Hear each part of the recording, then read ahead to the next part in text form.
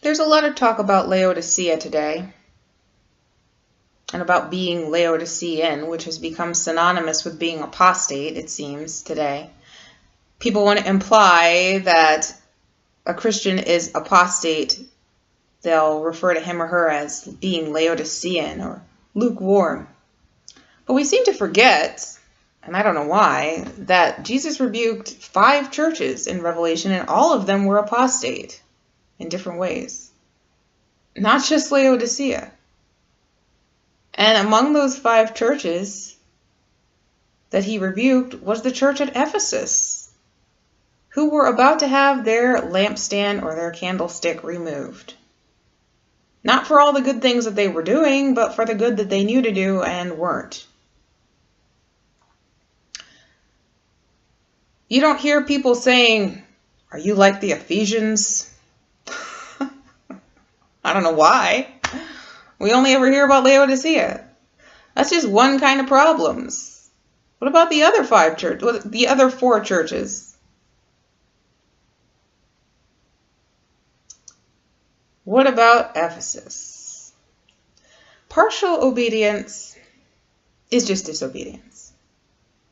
Not doing everything that you know that the Lord wants you to do is rebellion. That's how God sees it. Doing part of what God commands is not acceptable. It wasn't acceptable for Saul, for King Saul. God didn't commend him for doing part of what he commanded him to do. He rejected him for rebelling against him and not doing all of what he commanded him to do. Jesus recognized the things that Ephesus was doing right, but it wasn't going to prevent them from having their candlestick removed.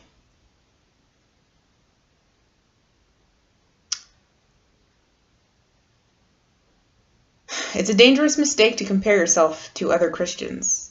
Other Christians are not the standard for what we ought to be doing. The New Testament is the standard for what we're supposed to be doing, and Jesus Christ is our example of what we're supposed to be doing, how we're supposed to be.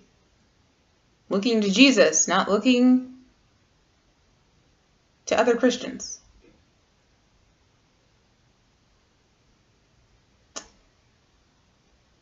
We know what Jesus had to say to the church in Ephesus. What would he be saying to you today?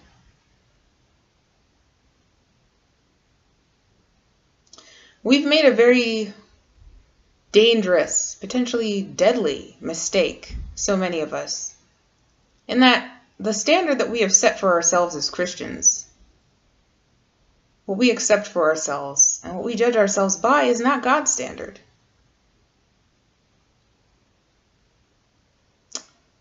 It's not the New Testament standard.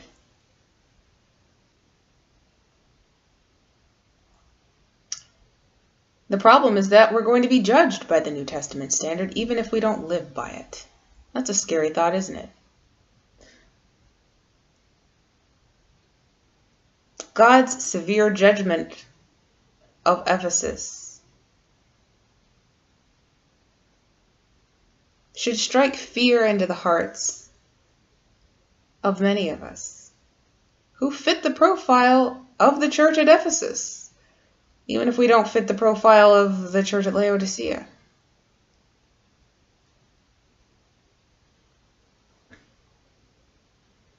If God was going to judge the church at Ephesus so severely, where do so many of us stand?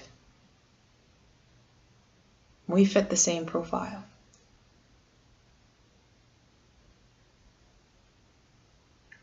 Make sure that your standard is God's standard. And know for yourself whether you're doing what he wants you to be doing. Don't worry about what other Christians are doing, what they think is acceptable. You know for yourself. You have peace before God for yourself in knowing that you're doing all his will, knowing that you're doing everything that you know he wants you to do.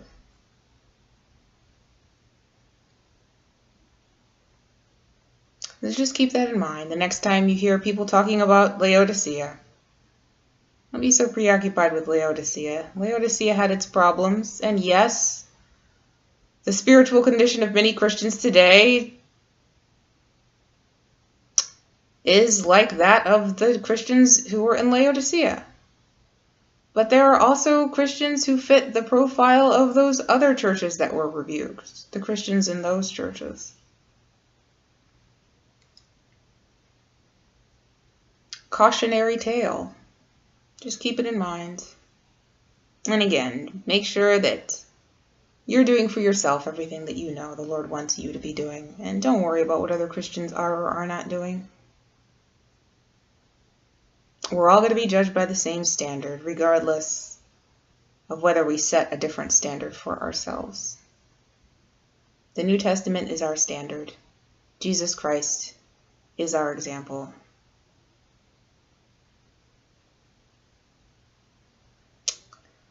The Lord be with you.